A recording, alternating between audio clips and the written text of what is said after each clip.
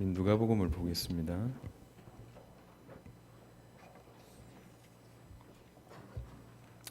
누가복음 2장 8절로 15절입니다. 14절. 누가복음 2장 8절로 14절. 그 지역의 목자들이 밤에 밖에서 자기 양떼를 지키더니 주의 사자가 곁에 서고 주의 영광이 그들을 두루 비추매 크게 무서워하는지라. 천사가 이르되 무서워하지 말라. 보라, 내가 온 백성에게 미칠 큰 기쁨의 좋은 소식을 너에게 전하노라. 오늘 다윗의 동네에 너희를 위하여 구주가 나셨으니 곧 그리스도 주시니라. 너희가 가서 강보에 쌓여 구유에 누워 있는 아기를 보리니 이것이 너희에게 표적이라 하더니 후련히 수많은 천군이 그 천사와 함께 하나님을 찬송하여 이르되 지극히 높은 곳에서는 하나님께 영광이요 땅에서는 하나님이 기뻐하신 사람들 중에 평화로다 하니라. 아멘. 분명히 기독교의 핵심은 십자가와 부활입니다. 하지만 그 십자가와 부활이 있기 위해서 반드시 필요한 것이 성육신 사건입니다. 그러니까 하나님이 육신을 입은 사건이죠. 정확하게 제2위신 성자께서 육신을 입으신, 말씀이신 그분이 육신을 입으신 사건입니다. 그래서 어떤 분들은 구속사의 중심이 성육신 사건이다 이렇게 주장하기도 합니다. 그래서 우리는 너무 우리만 생각하고 있고 우리 입장에서만 생각하다 보니까 하나님이 육신을 입으신 사건에 대해서 얼마나 이것이 엄청난 건지를 잘 모르는 것 같습니다. 그래서 오늘 저와 여러분들이 한 번이라도 그런 생각을 해보셨으면 좋겠습니다.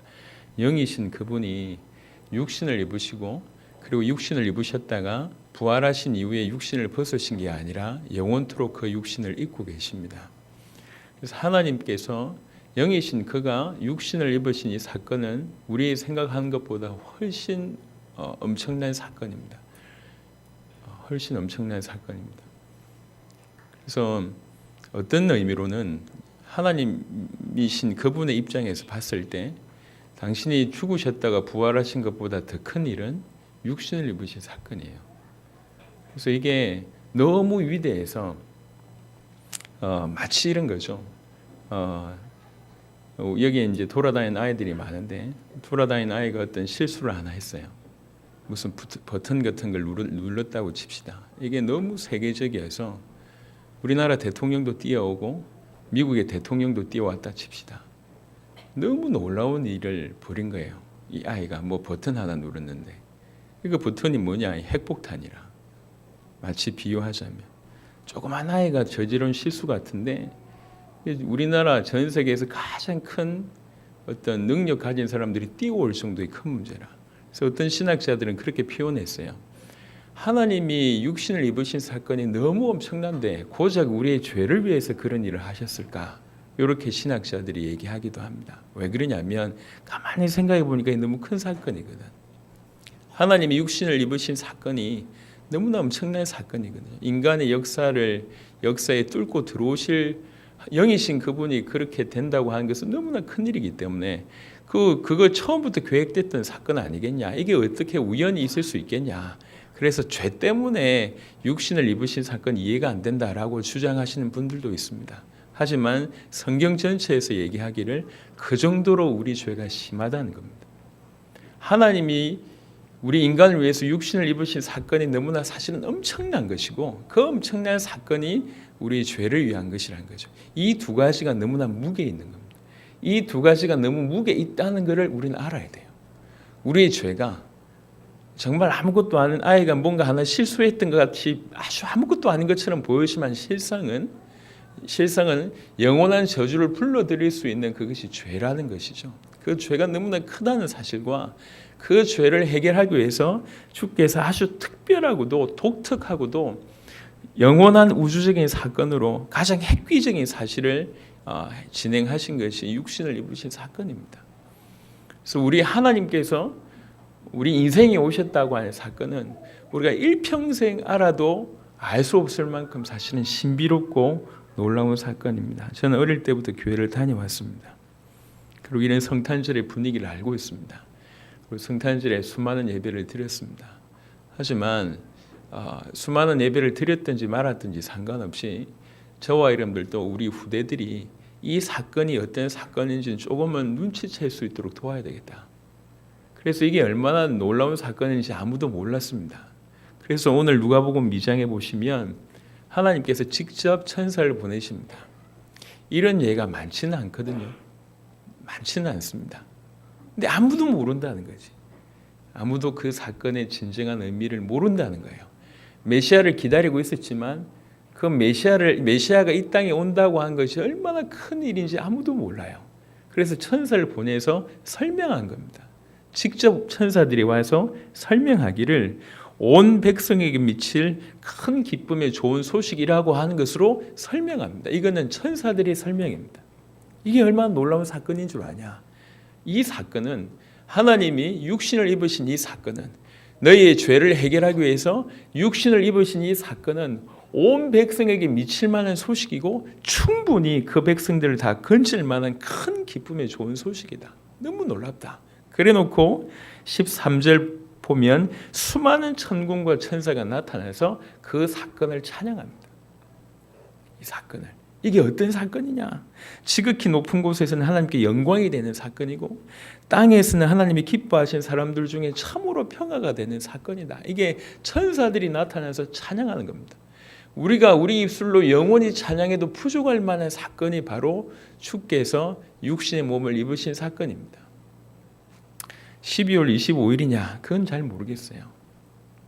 역사적으로도 얼마든지 변질될 수 있기 때문에 그건 잘 모르겠습니다. 하지만 너무나 놀라운 이 사건을 우리가 1년에 한 번은 정말 중심을 담아서 그 의미를 묵상하고 이 천사들처럼 찬양하고 감사하고 영광 돌리는 일은 있어야 되지 않겠냐. 이래서 우리가 12월 25일을 성탄절로 지키는 겁니다. 그래서 그 누구보다도 예수가 그리스도라고 하는 복음과 우리 주님의 다시 오심을 기다리고 있는 저와 여러분들이라면 우리 주님의 오심의 의미를 정확하게 알고 이렇게 그냥 오늘 이날만 감사와 찬양 드리는 것이 아니라 이 사건의 깊이를 안다고 하면 우리 인생 전체를 들어서 이것을 찬양하고 감사하는 일이 벌어질 겁니다. 그래서 성육신 사건은 주님이 육신의 몸을 입으신 사건은 어떻게 보면 구속사의 한 중심이 있다고 볼 수가 있습니다. 모든 것이 이것을 위해서 준비된 사건이고 그 다음에 이 성육신 사건이 위해서 일어나는 모든 구속사는 우리 구원을 일으키기 위한 하나님의 모든 역사는 이 성탄 주님의 육신의 몸을 입은 이것으로 파생되는 겁니다. 이걸 위해서 준비됐고 이것으로 파생되는 그 한 중심에 있는 것이 주님이 육신의 몸을 입으신 사건입니다. 신비롭죠. 신성이 인성을 입으셨다고 하는 그 신성과 인성이 결합됐다고 하는 것은 신학적으로도 난해합니다. 너무 놀라운 사건, 그냥 보통이 아니라는 거예요. 요즘에 이렇게 새벽 시장에 그렇게 많은 중년들이 많이 이렇게 간다고 합니다. 이렇게 너무 이렇게 경제가 어려우니까요. 새벽 시장에 많이 가서 하루 열심히 벌어가지고 이제 해봐야 뭐 몇만 원 못 보는 그런데 이제 성탄절 됐다고 이제 아이들한테 뭐 장난감 이렇게 장난감 요즘 비싸잖아요. 택도 없이 너무 비싸잖아요. 보통 10만 원 그냥 넘어갑니다. 하루 종일 며칠 일해가지고 이렇게 좋은 장난감을 사줬는데 아이는 그걸 정말 대수롭지 않게 생각합니다. 뭐 내 친구는 누구 뭘 이를 샀다 이렇게 얘기하면 이 부모 입장에서는 너무 마음이 그런 거예요. 그러니까 아이가 철없어서 아빠의 수고를 몰라주는 거 이해되는데 그래도 속상한 거지. 이렇게 몰라주나 속상한 거지. 우리는 정말 우리 입장만 생각합니다. 내가 구원받았을까? 내가 천국 갈 수 있을까? 왜 나에게는 별로 응답이 없지? 이렇게만 생각하고 있습니다. 단 한 번이라도 철이 들었다는 것은 부모의 입장으로 생각한다는 거예요. 하나님의 입장으로 생각한다는 거예요. 하나님이 내가 육신을 입겠다라고 아버지께서 명령하셨고 아들은 그것을 순종하셨는데 성령은 도우셨고요. 그 사건이 의미하는 바는 우리가 생각하는 것보다 훨씬 큽니다. 적어도 오늘 본문을 통해서 알 수 있는 사건은 천사들이 나타나서 직접 알려주고 수많은 천군들이 와서 찬양하면서 이것은 큰 온 백성에게 미칠 큰 기쁨의 좋은 소식이고 그리고 이것이 하나님께 영광 돌리는 사건이고 구원받은 자들에게는 큰 평화가 일어난 이 너무나 놀라운 사건이라고 얘기할 만큼 아무도 모르니까 주의 사자들을 보내서 이 일을 하셨다는 거예요. 우리 주님이 오늘 오신 날을 우리는 기념합니다. 조금 깊이 있게 해마다 이 연미가 좀 더 우리 가슴에 더 다가왔으면 좋겠습니다. 늘 까먹고 있다가 성탄절만 반짝 기억하는 이게 아니라 주님이 나를 위해서, 우리의 죄를 위해서, 나의 죄를 위해서 이 땅에 오신 그 사건이 의미하는 바를 내 가슴에 정말로 담게 되면 우리 인생을, 우리 삶을 왜 살아야 되며 어떻게 살아야 되며 어떻게 감사해야 될지가 그냥 자연스럽게 나온다고 생각합니다. 의미를 모르니까 그렇다는 거죠. 의미를 모르니까 방황하는 겁니다. TV 이렇게 다큐멘터리 중에 그런 얘기를 제가 봤습니다. 어제 이렇게 이 복지시설 고아원을 운영하는 분에 대한 얘기를 들었어요. 어릴 때 본인이 고아였대요. 그래서 그 고아원 원장님이 너무나 이렇게 잘 자기를 돌봐준 겁니다. 이제 고아원에서 나와서 이 청년이 됐어요.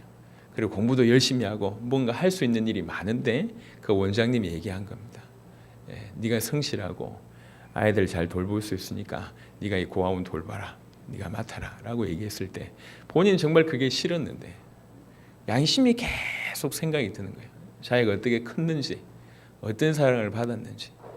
근데 자기를 키우신 그분이, 자기에게 은혜를 그렇게 허락하신 그분이 나보고 너 고아원 맡아라고 얘기하니까 그 어떤 것도 그분의 말씀 앞에는 이유가 안 되더래요. 그래서 젊은 날에 고아원에 가서 일평생 지금 고아원을 돌보고 있고 이제는 자기 아들이 그것을 물려받는 그런 다큐를 제가 봤습니다. 그 할아버님이 그 얘기를 하더라고요. 그 양심이, 내 양심에 치는 말을 내가 거역할 수 없더라. 당연히 네가 얼마나 큰 은혜를 받았는데 네가 이걸 위해서 사는 것이 당연하지 않냐라고 하는 그 양심의 말을 그 어떤 것으로도 이겨낼 수 없어서 그렇게 순종하고 지금까지 걸어왔다고 하는 얘기를 들으면서 저게 양심이지. 저게 양심이지. 주님이 우리를 위해서 하신 일을 모르고 주님이 우리를 얼마나 사랑하는지, 나의 죄를 위해서 어떤 대가를 치렀는지 모르는 사람이 어떻게 우리가 주를 위해서 헌신할 수 있습니까?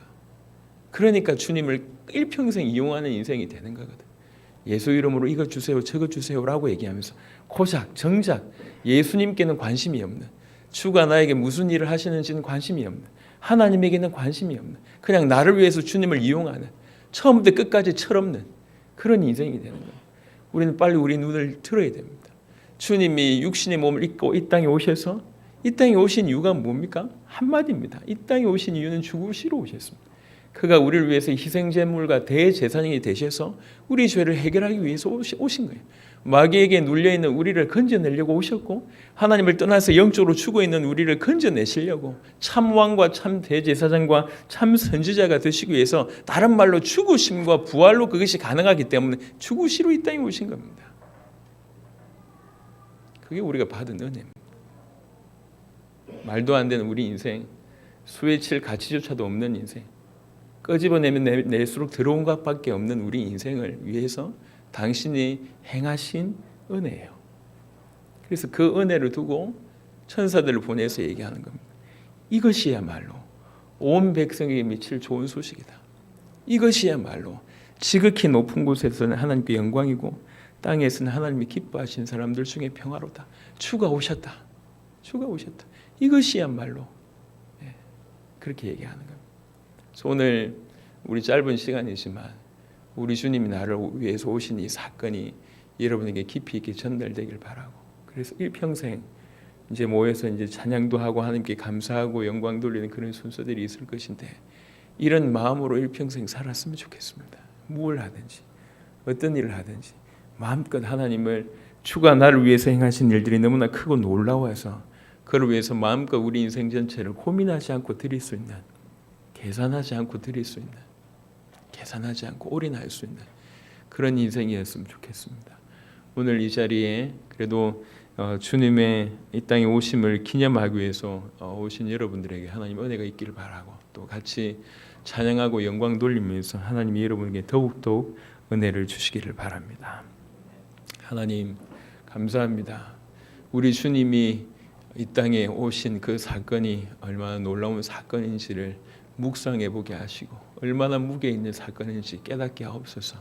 그 천사들을 직접 보내어서 이 사건을 설명하시고 얼마나 놀라운 사건인지를 또 찬양을 통해서 보여주셨던 이것들이 우리 가슴 속 깊이 있게 하사 우리 인생을 들어서 이것이야말로 온 백성에 미칠 큰 기쁨의 좋은 소식임을 우리 인생을 통해서 설명할 수 있게 하시고, 이 사건을 통해서 이 사건이야말로 하나님께 영광이고 또 우리에게는 평화임을 전달할 수 있는 것이 우리 인생을 통해서 이루어질 수 있도록 역사해 주옵소서.